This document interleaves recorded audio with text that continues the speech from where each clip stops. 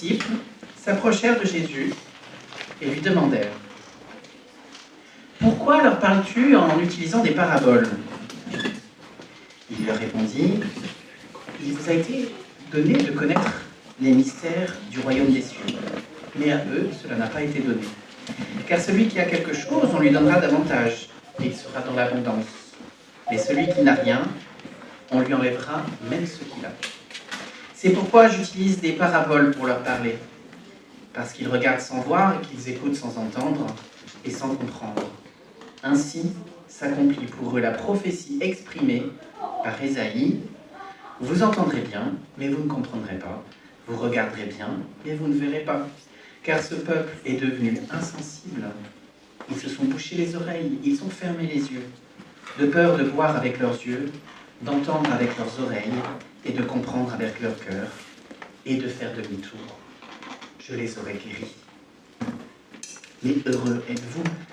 Vos yeux voient et vos oreilles entendent.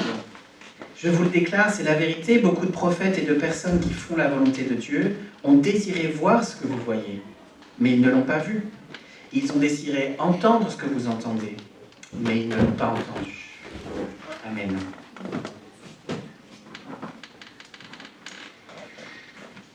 J'ai lu dans l'évangile de Matthieu, chapitre 13, les versets 10 à 15, cette explication que Jésus donne à cette question que les disciples lui posent. Pourquoi leur parles-tu en parabole? Est-ce que peut-être certains d'entre vous se souviennent de l'introduction, du début du 3e film Indiana Jones? Ça remonte à moi, c'est pas tout jeune maintenant. Au tout début de ce film-là, c'est Indiana Jones, il croit je sais plus si c'est la dernière croisade ou l'Arche perdue, peu importe. Au tout début, en fait, on vient dans le passé, dans les années 1910, quand Indiana Jones est adolescent, et il fait un camp scout. Et pendant ce camp scout, en fait, ils sont dans un endroit désertique, et en fait, ils visitent avec un ami à lui, ils sont un peu séparés du groupe, ils visitent une grotte, et puis en fait, là, ils voient des pilleurs qui viennent piller un trésor archéologique, et donc ils récupèrent un objet que donc le jeune Indiana Jones, déjà tout fougueux, va récupérer en se disant sa place est dans un musée. Puis ensuite s'ensuit toute une course-poursuite à travers un train avec des serpents, tout ce que vous pouvez imaginer. Et finalement, Indiana Jones, jeune, peut-être il a 13 ans, 14 ans, il arrive chez son père avec cette croix, son père qui est aussi un archéologue, son père qui va pouvoir comprendre, son père qui va pouvoir faire quelque chose. Il arrive, il rentre dans le bureau de son père avec cet objet extrêmement précieux dans les mains, et son père est en train d'écrire quelque chose, là, il est en train de faire des recherches. Et Indiana Jones lui dit « Papa, il faut que tu m'aides et tout ça. » Et son père fait « Ah, attends, compte. » Indiana Jones commence à compter. 1, 2, et là, son père fait « Stop !» en grec. Donc là, Indiana Jones s'arrête encore, il doit prendre patience, et il commence à compter en grec. Je ne vais pas vous le faire parce que je ne sais plus compter en grec. Je sais Enea, mais je ne sais pas la suite. J'aurais pu faire illusion jusqu'à 1, mais ça ne fait pas beaucoup. Et en fait, c'est intéressant parce que à ce moment-là, c'est très difficile pour Indiana Jones. Et quand nous, on regarde ça, on se dit, mais il faudrait que ce père écoute son fils. Oui, il est pressé, mais c'est normal qu'il soit dans l'urgence parce que c'est quelque chose d'important. Et pourtant, son père lui dit d'attendre. Et puis finalement, il arrive à 3 ou 4 et il voit par la fenêtre un ami à lui qui arrive et il pense qu'il va trouver une autre solution. Donc finalement, il sort du bureau et en fait, il n'a pas eu besoin de son père. L'idée, c'est pas de ne pas avoir besoin de son père, mais l'idée, c'est que des fois, on croit que quelque chose est urgent, on croit qu'on doit interagir de manière directe avec Dieu, on croit qu'on doit comprendre, on croit que lui, il doit comprendre ce que nous, on veut dire. Et Dieu, des fois, il nous demande d'être patient et d'attendre. Et on va discuter de ça, parce qu'en fait, il y a quelque chose de cet ordre-là dans la raison pour laquelle Jésus parle en parabole. On va commencer une série à partir de ma prochaine prédication sur ce qu'on appelle les paraboles du royaume. Les paraboles du royaume, c'est presque tout le chapitre 13 de l'évangile de Matthieu. Il y a 7 paraboles qui commencent par la parabole du semeur. Et la parabole du semeur, Jésus la donne. Il donnera l'explication ensuite. Et entre les deux, il y a les disciples qui viennent voir Jésus et qui disent « Seigneur, pourquoi tu leur parles en parabole ?» Et donc dans le chapitre 13, il y a des moments où Jésus parle à tout le monde, il parle aux foules. Puis il y a des moments où il a des entretiens avec ses disciples. Et donc là, les disciples viennent, ils sont à part avec Jésus, et c'est qu'avec les disciples que Jésus discute avec eux, là. Ils viennent leur poser cette question. Et en fait, il va y avoir plusieurs moments de questions, enfin 3 exactement, dans le chapitre 13. Il y a cette première question où c'est les disciples qui viennent demander à Jésus « Pourquoi tu leur parles en parabole ?» Un peu plus tard, dans une autre parabole, les disciples vont prendre Jésus à part et vont dire « Explique-nous cette parabole ». Et à la toute fin, Jésus dit à ses disciples « Avez-vous bien compris les paraboles ?» Le sens des paraboles est vraiment au cœur de cette question qu'ils viennent poser en fait. Quel est le sens des paraboles ? Pourquoi Jésus parle en parabole ? C'est compliqué en fait les paraboles, c'est ça qu'on se dit. Et d'ailleurs jusqu'à aujourd'hui, tout et n'importe quoi a été dit à partir des paraboles.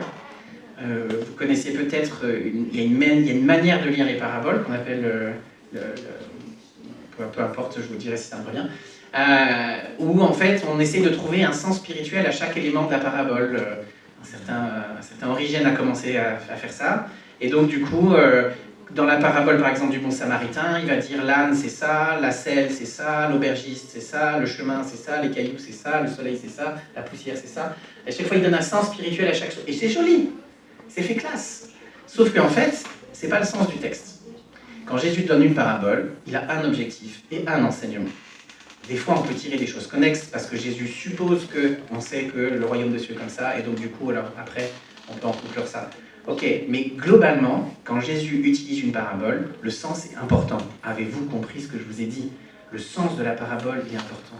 Alors du coup, si le sens et l'interprétation de la parole, c'est si important, et s'il y a un seul sens, pourquoi Jésus parle en parabole ? Parce que quand même, c'est vachement plus simple, pas toujours en vrai, mais c'est vachement plus simple de faire un enseignement clair et carré. Alors je dis pas toujours en vrai, parce que c'est vrai que des fois avec Paul, ça a l'air clair et carré, c'est pas des histoires, et puis en fait c'est pas si simple que ça à comprendre.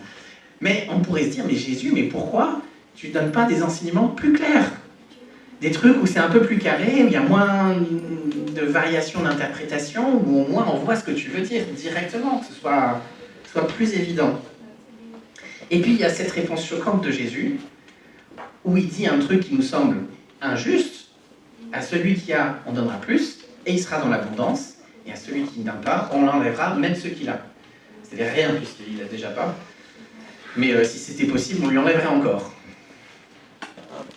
Ça, c'est une citation d'Ésaïe. Jésus cite là le début du livre d'Ésaïe. C'est au moment où Ésaïe va être envoyé en mission. C'est le moment où Dieu appelle Ésaïe, Ésaïe reconnaît son péché, et puis Dieu va envoyer Ésaïe en mission vers le peuple d'Israël.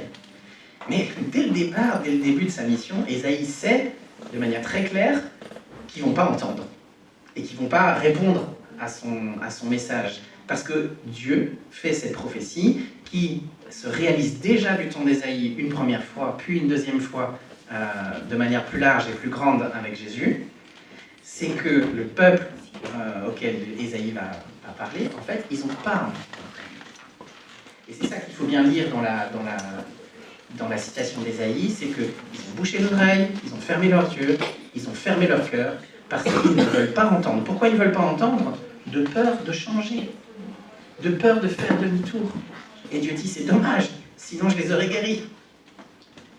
Ils ont fermé leurs yeux et leurs oreilles et leur cœur eux-mêmes. C'est quand même dingue parce qu'on se retrouve avec ce prophète qui apprend que sa mission va faillir, en quelque sorte, et qui est envoyé prêcher quand même à ces gens qui ne vont pas écouter. Et quelque part, dans le Nouveau Testament, vous savez, plusieurs fois Jésus se présente comme le nouveau Moïse, et c'est le cas au début de Matthieu 5, 6 et 7, le sermon sur la montagne. Jésus redonne la loi, il fait comme Moïse, mais en plus, c'est Moïse qui avait annoncé que ça arriverait, mais il est aussi le nouvel Élie. Et en tant que nouvel Élie, il s'approprie la vie d'Élie et il va la dépasser. Mais il y a quelque chose de similaire. C'est que Jésus vient accomplir une mission qui semble perdue d'avance. C'est que personne ne va l'écouter. Pourquoi ? Parce que Israël est un microcosme de l'humanité. Tout ce qui arrive à Israël, en fait, c'est ce qui arrive à l'histoire des hommes de toute éternité. Donc, l'histoire des hommes, c'est ça. C'est que Dieu s'était choisi une humanité qui devait lui obéir. Mais l'humanité a fait quoi ? L'humanité a fermé ses yeux, fermer ses oreilles, fermer son cœur, de peur de changer, de peur de devoir changer, de peur d'être transformé, de devoir changer de manière de penser. Nous avons fermé nos cœurs. Et Jésus, tout comme Ésaïe, Jésus, il va quand même. Oui, j'ai dit Élie tout à l'heure, c'était Ésaïe. Alors, il y a la foule et il y a les disciples. La foule, c'est ceux qui correspondent à la prophétie. Mais en fait, les disciples, ils en faisaient partie avant. Eux aussi, ils étaient dans cette foule. Qu'est-ce qui fait que maintenant, il y a une différence? Pourquoi cette prophétie est si radicale de dire que c'est personne qui va entendre, alors que pourtant, à l'époque d'Ésaïe, il y a au moins Ésaïe. Et puis à l'époque de Jésus, il y a au moins ses disciples. Qu'est-ce qui fait la différence? Qu'est-ce qui s'est passé? Dans la foule, il y a ceux qui ne vont pas vouloir être interpellés. Il y a ceux pour qui l'enseignement est donné en parabole. Et puis il y a ceux qui viennent poser des questions. Et en fait, dans ce texte, la principale différence entre ceux qui sont à l'extérieur et les disciples qui sont à l'intérieur avec Jésus, c'est que les disciples viennent poser une question à Jésus. C'est ça la principale différence dans le texte, on n'a rien d'autre. Pourquoi parles-tu en parabole? Et puis plus tard, on voit bien qu'en fait, la différence, c'est pas qu'ils ont compris les paraboles, parce qu'après, ils vont demander une explication d'une parabole. Ils ne comprennent pas mieux que les autres, les paraboles au départ. Non, la vraie différence entre eux, entre ceux qui sont à l'intérieur avec Jésus et ceux qui sont dehors, c'est que ceux qui sont dedans sont rentrés dedans. C'est qu'ils ont voulu poser la question. C'est qu'ils n'ont pas compris et qu'ils veulent comprendre quelque chose. Parce qu'à l'origine, ils étaient de la foule. La seule différence entre ceux qui sont dehors et ceux qui sont dedans, finalement, c'est qu'il y en a qui ont voulu rentrer dedans. Qu'est-ce que les disciples ont compris que les autres n'ont pas compris? Qu'est-ce qu'ils ont en plus? Qu'est-ce qu'ils ont et qu'on va leur donner en plus, alors que les autres n'en ont pas et qu'on va encore leur enlever? Et bien, ce qu'ils ont compris, c'est qu'ils n'ont rien compris et qu'ils doivent se questionner. C'est ça qu'ils ont compris. C'est ça la différence entre les disciples et les foules à ce moment-là. La seule différence qu'on voit dans ce texte-là, c'est qu'ils n'ont pas compris et qu'ils viennent poser des questions. Ceux qui sont dehors, ça leur convient. Jésus leur enseigne sur le royaume de Dieu, puis il leur parle d'agriculture, de boulangerie, de chasse au trésor, et apparemment ça leur va. Ils ne viennent pas poser de questions, ils se satisfont de ça. Ce que les disciples ont en plus, c'est pas non plus, donc c'est pas la compréhension des paraboles, c'est pas non plus le fait de connaître le mystère du royaume des cieux. Parce que ça, c'est justement ce qui leur est donné en plus. Et c'est pas ce qu'ils ont au départ. Ce qu'ils ont au départ, c'est le fait de réaliser qu'ils ne comprennent pas. Pourtant les paraboles, elles ne sont pas compliquées. Ce n'est pas une question d'intelligence. Ce n'est pas que les disciples sont plus intelligents que les autres, qu'ils ont un QI plus élevé. De toute façon, et pendant des siècles, le peuple d'Israël a eu toute la révélation nécessaire pour comprendre, et ils n'ont jamais compris. Même Nicodème, un pharisien, un homme érudit, qui cherche vraiment de tout son cœur, vient voir Jésus, lui pose la question, et Jésus lui dit, mais même toi qui es un maître de la loi, tu ne sais pas toutes ces choses-là. Tu devrais le savoir quand même. Non, le problème, c'est pas l'intelligence. Le problème, c'est la dureté du cœur. Le problème, c'est de fermer son cœur.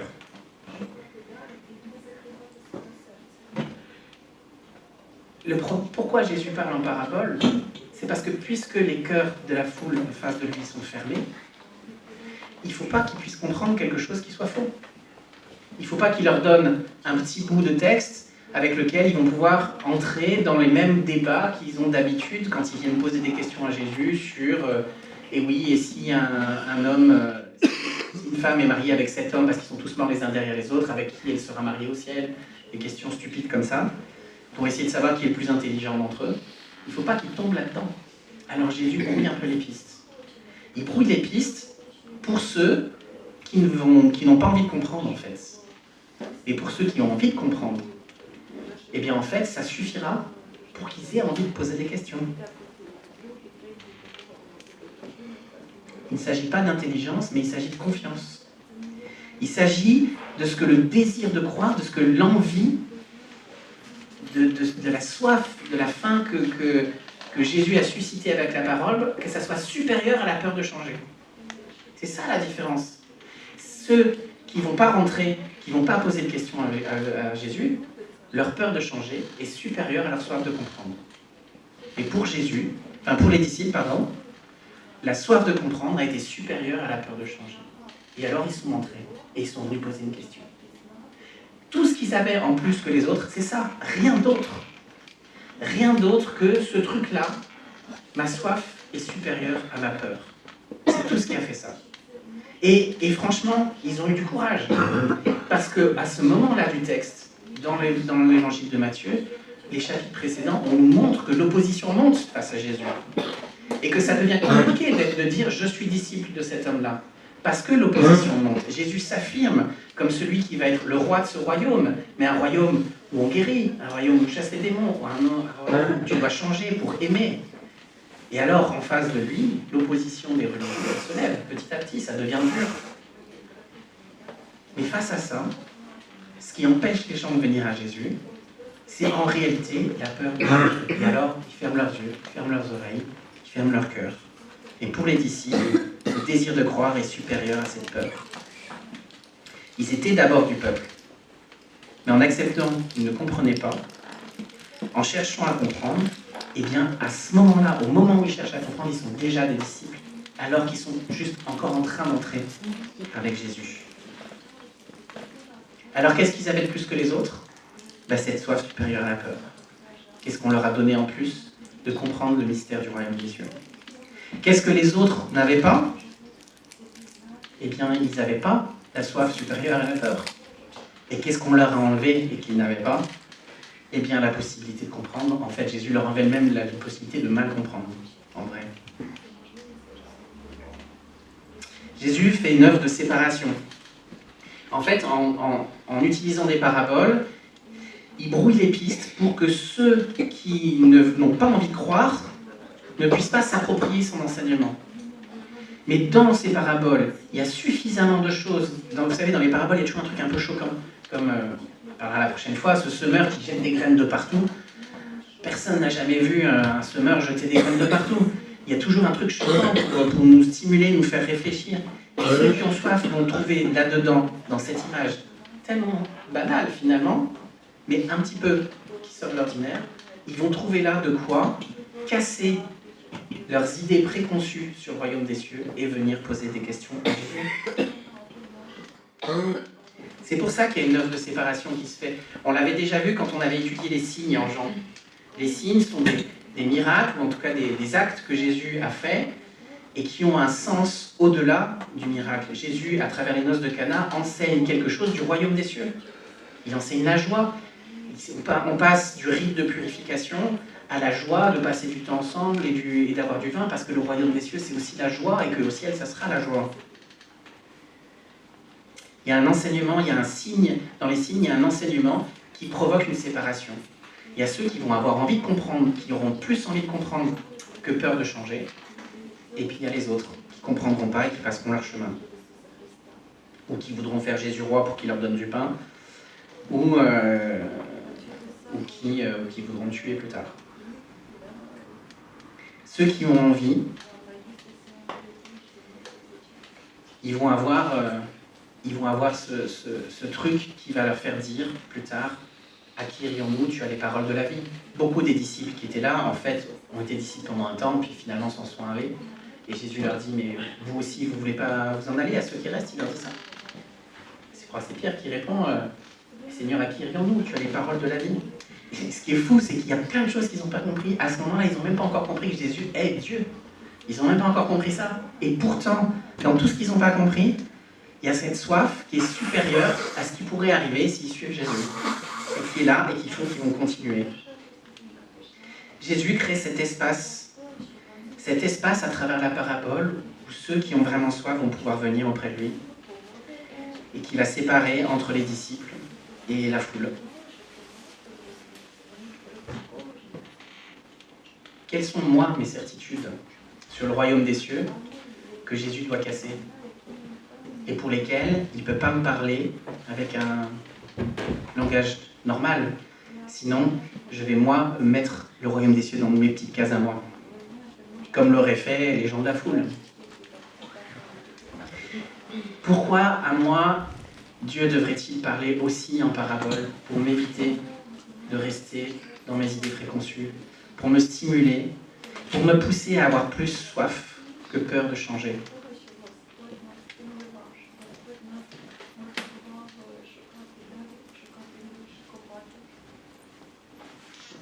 Est-ce que des fois, quand Dieu est en silence avec nous, qui nous dit « Attends, compte » en grec, en hébreu, je sais pas, vous devez que j'apprenne.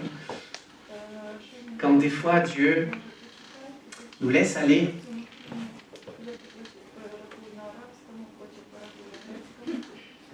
quand des fois Dieu nous laisse aller là où on ne devrait pas aller, là où on sait on sait et il sait qu'on va se faire du mal. Quand des fois Dieu nous laisse aller là, est-ce qu'il ne le fait pas aussi pour nous donner soif et pour qu'à un moment on se tourne vers lui et qu'on lui dise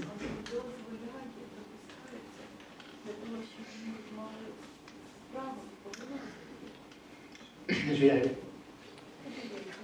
Seigneur, je ne suis pas meilleur que mes pères. Que mes pères, ceux qui m'ont précédé, que mes pères, ceux qui sont là autour de moi. Je ne suis pas meilleur, Seigneur. Est-ce que des fois, on n'a pas besoin d'être dans cette souffrance, de se demander, mais pourquoi Dieu ne me répond pas? Est-ce qu'il n'y a pas là l'enseignement de Dieu, justement, pour nous? Nous qui aimons bien que nos vies roulent, que tout soit en sécurité. Nous qui aimons bien que tout soit dans des petites cases, on aime bien mettre le royaume de Dieu dans des cases, pour ne pas être perturbé. Mais si Dieu veut nous transmettre ce qu'est vraiment le royaume des cieux, alors il faut qu'il stimule en nous ça, pour qu'on arrive au point où la soif va être supérieure à la peur. C'est une parole dure, c'est une parole difficile, et c'est terrible qu'elle continue d'être vraie, même une fois qu'on a décidé de suivre Jésus.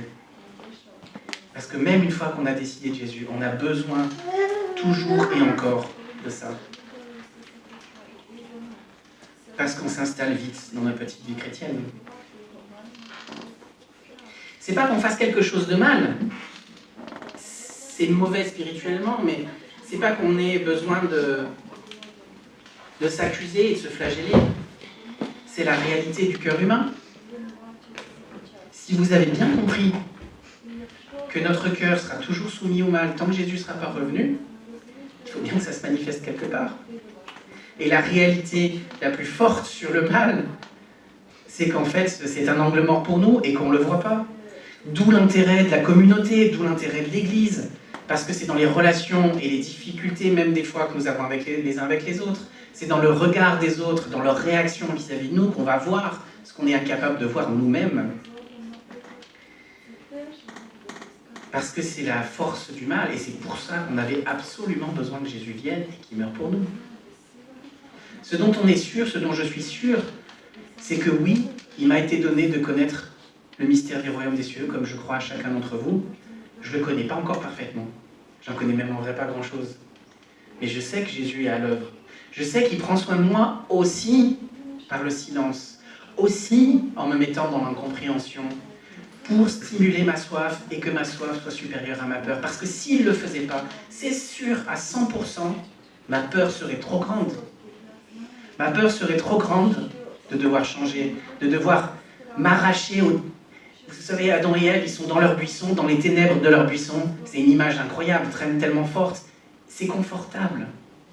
Si Dieu ne vient pas pour les appeler, pour leur dire « Viens parler avec moi et dis-moi, raconte-moi ce qui s'est passé », pour les arracher au confort de ces ténèbres-là, ils y seraient restés et vous y serez toujours. Le mal a quelque chose de confortable en nous, on n'a pas envie de changer. On n'a pas envie de comprendre, on n'a pas envie de savoir au fond de nous.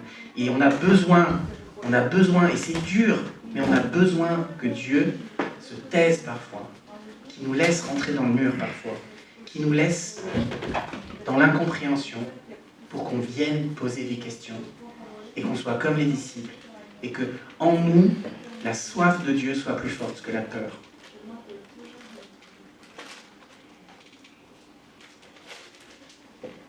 Il est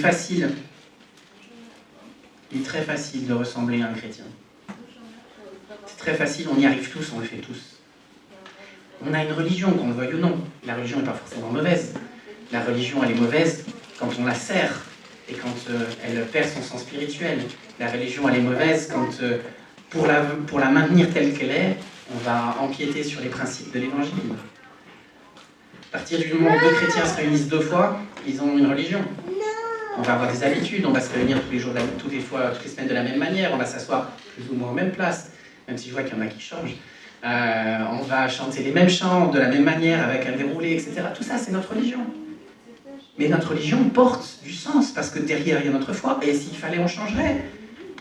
S'il fallait faire autrement, on serait capable de faire autrement. Donc notre religion n'est pas devenue une religiosité comme pour les pharisiens, pour qui le sens spirituel s'en était sorti. On a besoin de ça, et que ça reste un outil. Mais cette religion-là, elle a un défaut. C'est qu'on peut facilement l'imiter. Et qu'en vrai, on le fait tous un petit peu. On vient de dire, à une époque, je ne sais plus, c'était les années 90, peut-être, on entendait dans toutes les églises ce truc des masques. Des masques qu'on met pour venir à l'église, ça vous rappelle quelque chose, non? À une époque, vraiment, on en parlait beaucoup. Pendant 5-6 ans, dans toutes les églises, on en entendait parler. Et puis, je sais pas, on a dû faire une overdose, on a arrêté d'en parler. Mais il y a quelque chose de cet ordre-là, du fait que... Et c'est impossible autrement. Je ne suis pas en train de vous reprocher et de vous dire fouettez-vous avec des orties jusqu'à ce que vous veniez en étant vrai. C'est la réalité de ce qu'on est et que Dieu veut nous faire dépasser. Mais sans lui, on n'y arrivera pas. La réalité, c'est que quand je viens à l'église le dimanche matin, que ce soit moi le pasteur ou n'importe lequel d'entre vous, il y a quelque chose de moi qui est faux, qui n'est pas entièrement vrai. Quelque chose de moi qui est dans l'habitude. Il y a quelque chose de moi qui goûte Dieu. J'ai beaucoup apprécié la présidence de Sylvie ce matin. Elle a réussi, et c'est ça son service, c'est ça le service de ceux qui font les présidences de culte, qui nous sortent justement de ça. Qui nous sortent de notre petit train-train, notre liste de courses dans la tête, du repas de midi, etc., pour nous amener, grâce aux textes bibliques, aux chants qui sont fondés sur des textes bibliques, pour nous amener justement devant Dieu, à nous sortir de notre religiosité, à nous faire entrer dans la vraie religion, celle qui nous amène devant Dieu.